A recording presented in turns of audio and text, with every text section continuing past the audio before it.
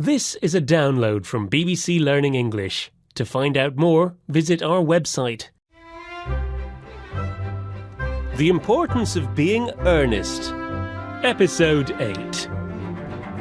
Cecily and Gwendolen both thought they were engaged to someone called Ernest.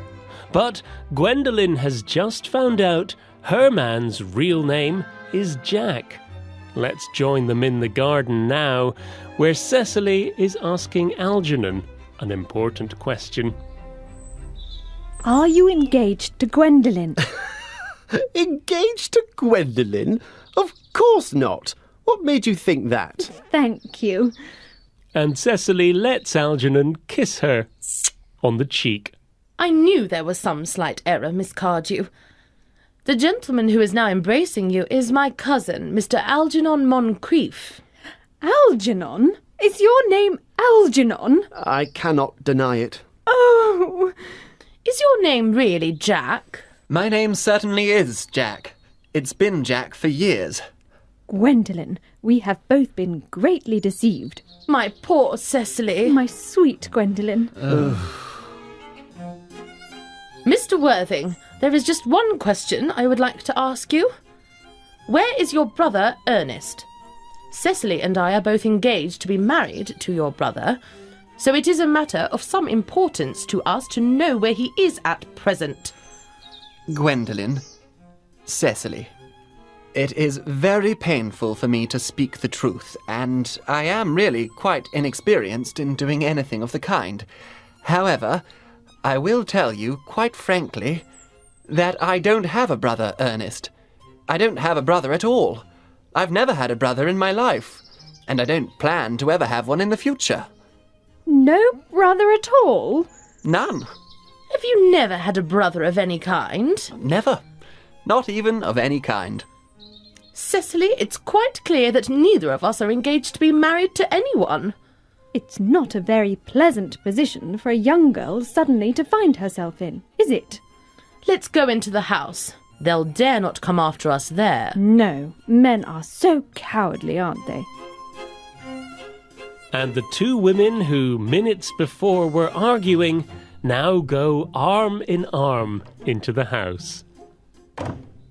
This awful situation is what you call Bunburying, I suppose? Yes, and what a wonderful Bunbury it is. Well, you've no right to Bunbury here. That's absurd. People can Bunbury anywhere they choose. Every serious Bunburyist knows that. Serious Bunburyist? Good heavens! Well, you have to be serious about something. Well, the only satisfaction I have in all this terrible business is that your friend Bunbury is finished.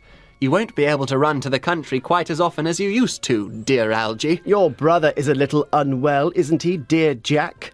You won't be able to disappear to London quite so frequently now. As for your behaviour towards Miss Cardew, I must say that fooling a sweet, innocent girl like that is quite inexcusable, to say nothing of the fact that I am her guardian. I can see no excuse at all for you deceiving a clever, thoroughly experienced young lady like Miss Fairfax, to say nothing of the fact that she is my cousin. I wanted to be engaged to Gwendolen, that is all. I love her. Well, I simply wanted to be engaged to Cecily. I adore her. There is certainly no chance of your marrying Miss Cardew. And I don't think it's very likely, Jack, that you and Miss Fairfax will be together.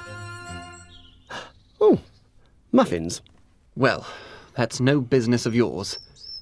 And how can you sit there calmly eating muffins when we are in this horrible trouble? You seem perfectly heartless. Well, I can't eat muffins in a nervous way. The butter would probably get on my sleeves. You should always eat muffins quite calmly. It's the only way to eat them. Well, that's no reason to eat them all in that greedy way. Give them to me. But you just said it was heartless to eat muffins. Algy, I wish you would go. You can't possibly ask me to go without having some dinner.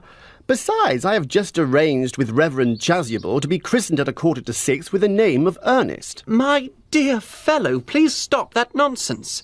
I arranged this morning with Reverend to be christened myself at 5:30, and I will, of course, take the name of Ernest. We can't both be called Ernest. Besides, I have a perfect right to be christened if I like. There is no evidence at all that I have ever been christened by anybody. You, on the other hand, have already been christened. Yes, but I haven't been christened for years. Yes, but you have been christened. That's the important thing. Yes, so I know I can stand it. You're not quite sure that you have ever been christened, and I think it would be rather dangerous to do it now. It might make you very unwell. Oh, that is nonsense. You are always talking nonsense. Jack, you're eating the muffins again. I wish you wouldn't. There are only 2 left. I told you I was particularly fond of muffins. Algernon, I have already told you to go. I don't want you here. I haven't quite finished my tea yet, and there is still 1 muffin left. Ugh.